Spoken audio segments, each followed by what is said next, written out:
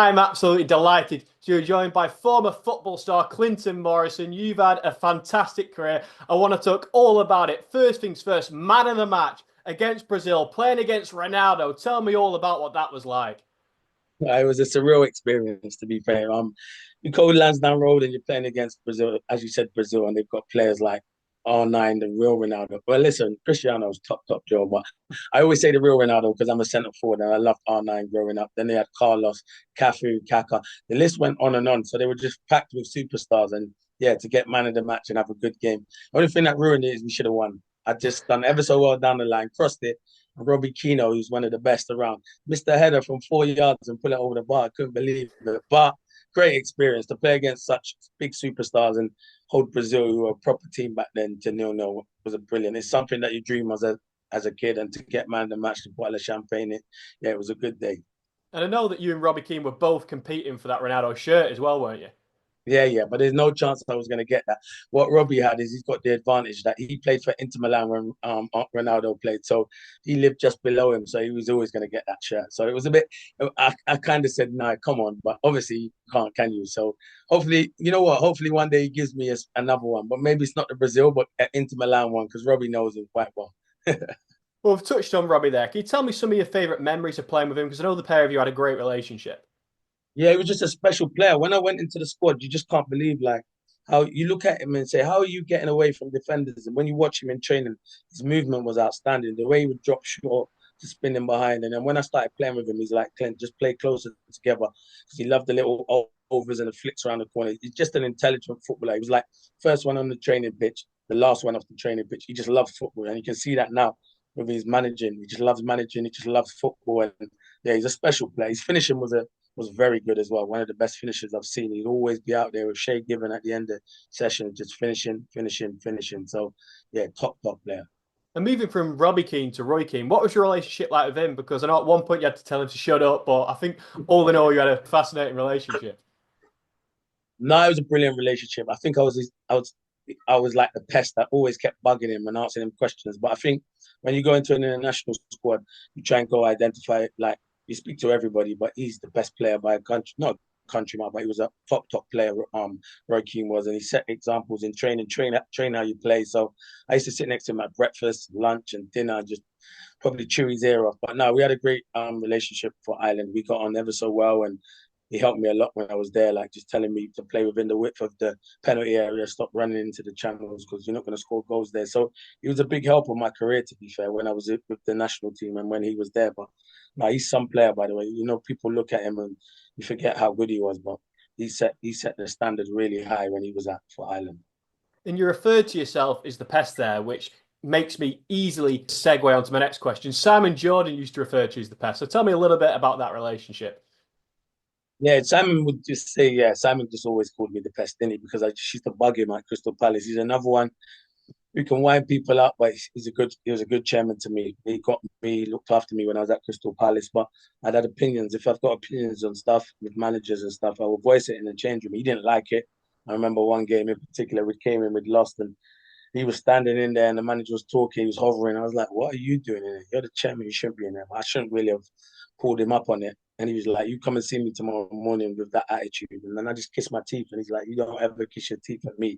You know what I mean? Do it again. I did it again. He's like, come and see me in the morning. And I thought I was going to get fined. So I don't want to be fined 2 weeks' wages. So as soon as I went in there, I apologized straight away. And he let me off because it's the kind of relationship, friendship that we had. So yeah, it was good. But yeah, Simon's a good guy and he's someone I have a lot of time and respect for. And we talk about how you played at Crystal Palace. Do you remember scoring on your debut? Because that must be a sensational memory for you. Yeah, it was good. We've been relegated out of the Premier League, and I just remember being on the bench and it was the last Premier League game against Sheffield Wednesday, and they were like, "Oh, you're going to get your opportunity." I got like 15 minutes, I think, or it might have been less at the end, and I just remember Intilio Lombardo getting to the byline, crossing it, and I managed to get in front of Kevin Pressman and pull it into the bottom corner. But it was quite nice that it was Lombardo because when he was at Palace, he looked after me a lot. He used to give me lifts into training and stuff. So he was a brilliant guy, and so it was quite fitting that he assisted me to score my Premier League debut.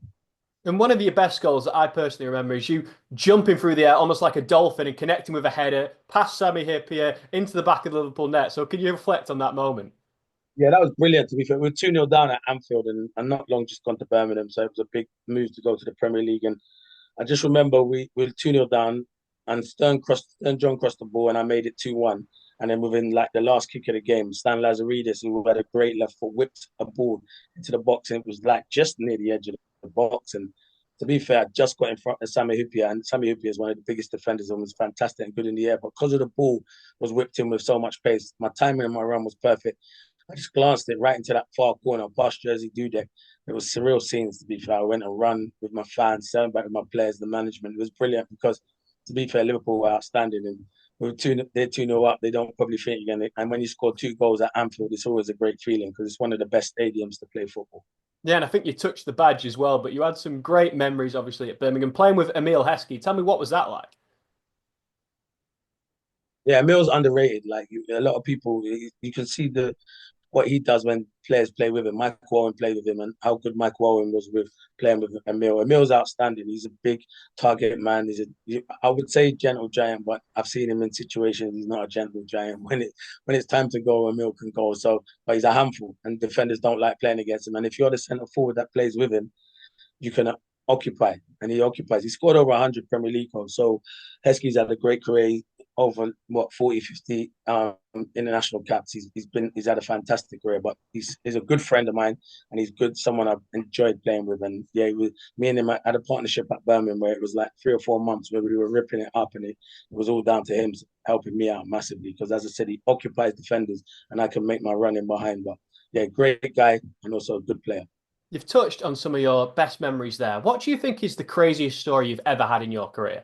No, I wouldn't say crazy story. I'd say I don't think anyone would do this in this day and age now. It's like when Palace went into administration, I went into the chairman and said, like as a 19, 20-year old, said, I'll go in and play for free. So I played for like a couple of months for free. I don't know what I was doing because I probably need the money now. So that's why you see me on every channel now. I'm only joking. I just basically just went in and wanted to help the club. I didn't want the club to go bust. So I just said for a couple of months, I understand the senior players that were on big, massive money and they had mortgages and family to pay for. But I just said, I'll play for free. So that's what I did. I played for free for a couple of months and tried to help the club out. And in the end, yeah, we got saved and Crystal Palace stayed afloat. So, I'm not saying I helped the club single-handedly, but that's something I decided to do at the time. They were very appreciative of it. Yeah, that's a fascinating story. Clinton, thank you so much for giving me some time. It's been a pleasure talking to you all about Brazil and Birmingham and your memories at Ireland, all that sort of stuff. But before I let you go, is there anything else that you'd like to mention? No, you know what I'd like to mention? To be fair, interviews at this time of the day they're not hard, they're good because you don't know what they're going to be. I must say, you come on with good energy.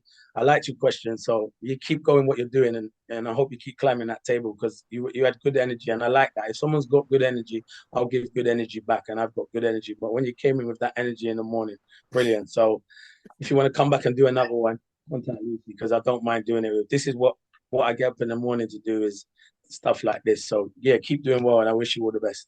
Thank you, Clinton. I really appreciate that. No worries.